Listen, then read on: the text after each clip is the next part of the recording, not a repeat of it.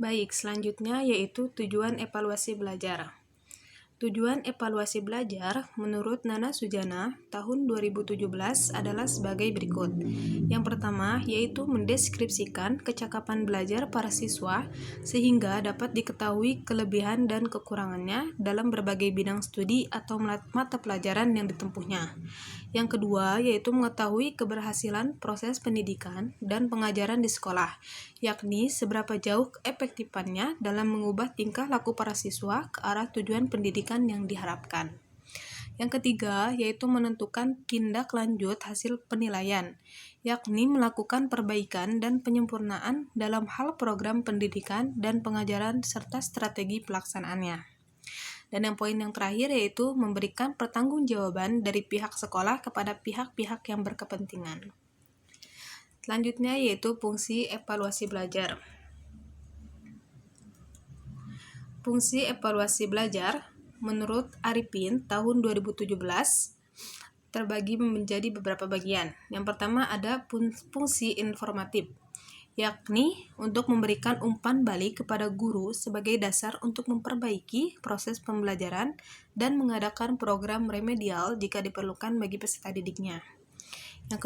Yang kedua yaitu fungsi sumatif, yaitu menentukan nilai kemajuan atau hasil belajar peserta didik dalam mata pelajaran tertentu sebagai bahan untuk memberikan laporan kepada berbagai pihak, penentuan kenaikan kelas dan penentuan lulus tidaknya peserta didik itu. Yang ketiga yaitu fungsi diagnostik, yaitu untuk memahami latar belakang meliputi latar psikologis, fisik, dan lingkungan peserta didik yang mengalami kesulitan belajar, yang hasilnya dapat digunakan sebagai dasar dalam memecahkan kesulitan-kesulitan tersebut.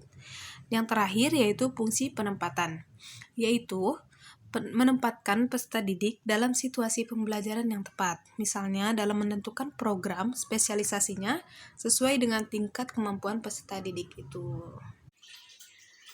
Assalamualaikum warahmatullahi wabarakatuh. Saya Siti Humairoh. Di sini saya akan menjelaskan tentang ragam evaluasi belajar.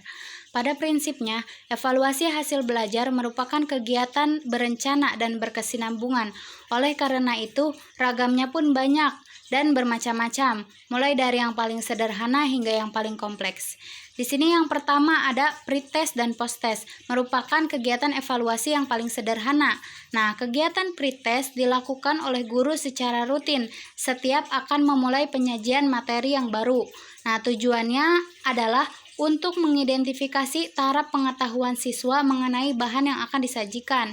Evaluasi seperti ini berlangsung singkat dan tidak memerlukan instrumen seperti tertulis dan semacamnya. Lalu ada posttest. Nah, posttest ini merupakan kegiatan evaluasi kebalikan dari pretest. Dalam kegiatan evaluasi ini, guru melakukan kegiatan tersebut pada setiap akhir penyajian materi. Nah, tujuannya untuk mengetahui taraf penguasaan siswa atas materi yang telah diajarkan. Evaluasi ini berlangsung singkat dan cukup dengan menggunakan instrumen sederhana yang berisi item-item yang jumlahnya yang sangat terbatas. Lalu yang kedua ada evaluasi prasyarat. Evaluasi ini merupakan sebuah evaluasi yang sangat mirip dengan pretest. Tujuannya adalah untuk mengidentifikasi penguasaan siswa atas materi lama yang mendasari materi baru yang akan diajarkan. Nah, contohnya seperti evaluasi penguasaan penjumlahan sebelum memulai pelajaran perkalian bilangan, karena penjumlahan merupakan prasyarat atau dasar perkalian. Lalu yang ketiga ada evaluasi diagnostik. Nah, evaluasi jenis ini dilakukan setelah selesai penyajian sebuah satuan pelajaran atau yang bertujuannya mengidentifikasi bagian-bagian tertentu yang belum dikuasai siswa. Instrumen evaluasi ini diberatkan pada bahan tertentu yang dipandang membuat siswa mendapat kesulitan. Nah, maksudnya adalah evaluasi diagnostik ini dilakukan atau difokuskan kepada pelajaran yang dirasa sulit bagi siswa. Nah, lalu yang keempat ada evaluasi formatif. Nah, evaluasi jenis ini dilakukan pada setiap akhir penyajian atau pelajaran atau modul. Tujuannya ialah untuk memperoleh umpan balik yang mirip dengan evaluasi diagnostik, yakni untuk mendiagnosis mengetahui penyakit atau kesulitan belajar siswa. Nah, dari hasil diagnosis tersebut menjadi bahan untuk remedial atau perbaikan. Lalu yang keenam ada evaluasi sumatif. Nah, evaluasi sumatif ini merupakan ragam penilaian sumatif dilakukan untuk mengukur kinerja akademik atau prestasi belajar siswa pada akhir periode program pengajaran. Evaluasi ini lazim dilakukan pada semester akhir atau akhir tahun.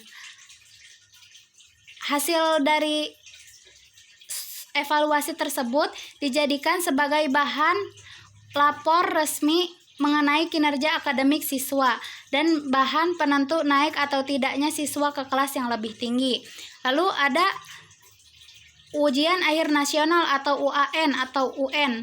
Nah, ujian akhir nasional dahulu disebut EBTANAS atau evaluasi belajar tahap akhir nasional. Pada prinsipnya sama dengan evaluasi sumatif, dalam arti sebagai alat penentu kenaikan status siswa. Namun UAN dirancang untuk siswa yang telah menduduki kelas tertinggi pada satu jenjang pendidikan, yakni SD atau MI, SMP, dan SMA, bahkan dan seterusnya. Untuk yang terakhir ada evaluasi penetapan. Evaluasi penetapan ini merupakan jenis evaluasi yang digunakan untuk mengetahui kemampuan setiap siswa, sehingga guru dapat menetapkan siswa dalam situasi yang tepat baginya. Penetapan yang dimaksud dapat berupa sebagai berikut. Nah, yang pertama ada menetapkan atau penetapan siswa dalam kelompok kerja.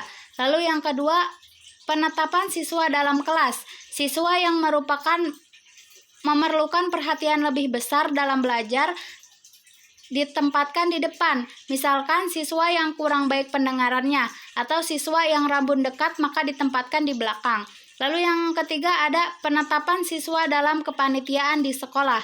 Yang keempat ada penetapan siswa dalam program pengajaran tertentu. Misalnya memilih program pengajaran atau keterampilan yang sesuai dengan kemampuan dan minat siswa tersebut.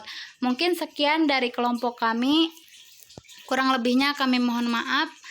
Sekian, wassalamualaikum warahmatullahi wabarakatuh.